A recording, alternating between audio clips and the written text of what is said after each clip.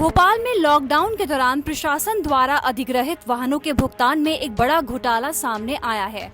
जिला प्रशासन द्वारा अधिग्रहित लगभग 300 मैजिक वाहनों का भुगतान भोपाल आरटीओ ने बिचौलियों को कर दिया है।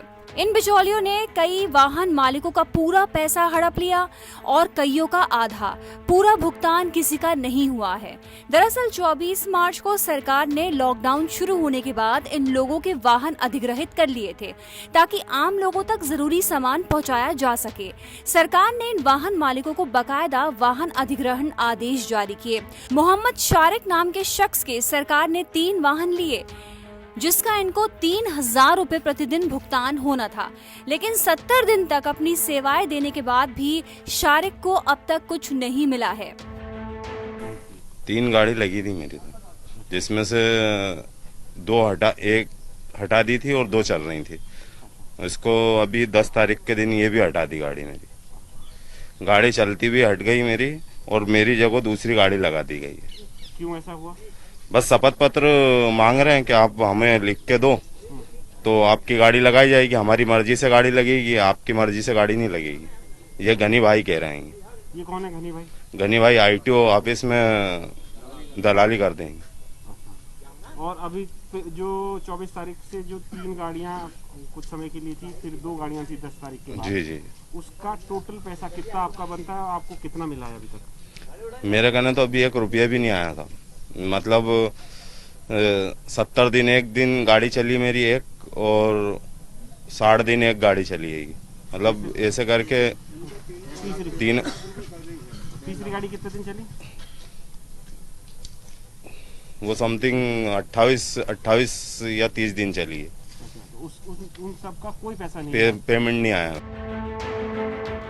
शारिक के साथ ही इस्माइल, इनकी किस्मत थोड़ी अच्छी है। उनके 8 वाहन सरकार ने लिए थे और उनका लगभग 4 लाख का भुगतान होना था। अभी तक उनके खाते में अलग अलग समय पर एक अनजान बैंक अकाउंट से लगभग 1.25 लाख रुपए ट्रांसफर हुए हैं। फिर भी काफी पैसा बचा है। ऐसे ही एक शख्स प्रमोद हैं। ये लोग परेशान हैं और पैसों की आस में हैं। साहब, एक गाड़ी का मेरा कम से कम 80 से 85 हज़ार रुपये आना था, जिसके अंदर से एक गाड़ी का मेरे को किसी के 10,000 डाला उनने, और किसी के 20,300 डाले, और 3 गाड़ी के 21,000 रुपये डाले मेरे, जिसमें मेरा पेमेंट पूरा आना था। मैंने उनसे गनी भाई से बोला तो गनी भाई ने जो पेमेंट आया वो मैंने आपको मजदूर को मजदूरी दे दी। मेरी मजदूरी का मेरी गाड़ी फाइनेंस है, मैं किस्तें भरूँ, मेंटेन करूँ, क्या करूँ इसके अंदर? तो आपने गाड़ी जिला प्रशासन को दी? जिला प्रशासन को दी नहीं, गनी भाई को नहीं दी। जिला प्रशासन को गाड़ी दी हमने।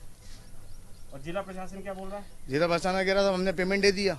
अब पेमेंट गनी कौन होता है पेमेंट लेने वाला? गनी अपने अकाउंट डालेगा। गनी कह रही है एफिडेविट दो आप, जब आपको जो पेमेंट बचा हम डालेंगे। हम एफिडेविट क्यों दें उसको? जैसे शासन के कोरोना योद्धा के रूप में हम लोग काम कर रहे थे। हम लोगों को तो कलेक्टर साहब को सर्टिफिकेट देना चाहिए और हम लोग को शाबाशी देना चाहिए, प्रमाण पत्र देना चाहिए कि साहब हम लोग एक कोरोना योद्धा के रूप में हम लोगों ने काम किया। उस वक्त काम किया जब लोगों घर से बाहर नहीं निकलते थे, और ऐसे समय पे हमने आवागमन का कोई साधन नहीं था। चाहे हमने गवर्नमेंट का इतना भरपूर साथ दिया। उस टाइम पे हमने सारे राशन हो या कंट्रोल की दुकान हो, मेडिकल हो, डॉक्टर हो, हमने जी तोड़ मेहनत करी उनमें। और किसी भी आदमी को आज तक, अब किसी को कोरोना हो जाता या कुछ हो जाता, शासन प्रशासन ने हमारे तरफ बिल्कुल भी ध्यान नहीं दिया। आज जब हमारे पेमेंट देने की बारी आई तो हमारी ये स्थिति हो गई है कि आज हमारे बच्चे भूखे मर रहे हैं, आज दर भटक रहे हैं, और एक आदमी इससे पूरे लॉकडाउन में बड़ी बुरी हालत है हम लोगों की। कोई राशन नहीं, पानी नहीं, कुछ नहीं। हम लोग किस तरीके से क्यों नहीं मिली? हमारी पेमेंट ये बिचौलियों दलालों के माध्यम, प्रशासन ने तो डाला पैसा, कलेक्टर साहब ने पैसा डाला, शासन ने पैसा डाला, लेकिन ये बिचौलियों के माध्यम से आज हम गरीब लोगों का कहते भला किसी भी तरह का उद्धार नहीं हो पा रहा। वाहन चालकों पर अब दबाव बनाया जा रहा है कि वो अब एक एफिडेविट जमा करें और कहें कि उनके वाहन एक ट्रैवल एजेंसी से अटैच हैं, जिसे सरकार पूरा का पूरा ठेका देना चाहती है। हालांकि सरकार खुद मान रही है कि ये घोटाला हुआ है। पास आए थे और मैंने उसी समय कलेक्टर को निर्देशित किया है कि इनके मामले की पूरी जांच की जाए और इनका पेमेंट भी किया जाए, और इस बात को सुनिश्चित किया जाए कि बीच में कोई बिचौलिया ना हो, क्योंकि सरकार में कोई बिचौलिया नहीं रहेगा।